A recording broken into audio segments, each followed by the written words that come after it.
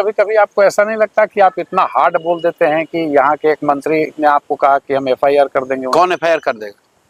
अशोक चौधरी ने कहा कि ना वो किए हैं, जाके मानहानि बेचारे किए हैं, सर्वदलीय नेता अशोक चौधरी।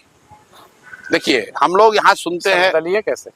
मैं बता रहा हूँ कैसे। जैसे हम लोग सुनते हैं ये नेता इस दल में थे, छोड़कर दूसरे दल में चले गए, दूसरे दल को छोड़कर तीसरे में चले गए। अशोक चौधरी इन सब से ऊपर है।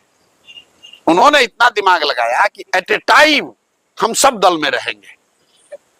तो उनके पिताजी कांग्रेस में, ये खुद जदयू में, बेटी लोजपा में, दामाद आरएसएस भाजपा में, और अब कोई हमने बताया भाई एक आरजेडी बचा है, उसमें कोई भगिनी भतीजा बेटा भाई किसी को डाल दो।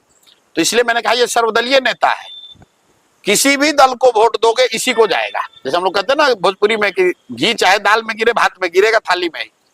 तो अशोक चौधरी सर्वदलीय नेता है।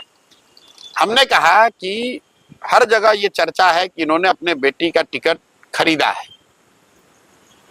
और ये हमने नहीं कहा, आप लोग पत्रकार आप जानते हैं, प्रेस कॉन्फ्रेंस हुआ, पार्टी के लोग जो उस समय चिराग जी के पार्टी में थे उन्होंने ये कहा, प्रेस में छपा, लोगों ने इस्तीफा दिया। तो ये आदमी कहा कि हम जाके इनको प्रशांत किशोर पर मानहानि करेंगे, तो जा कर दो भाई।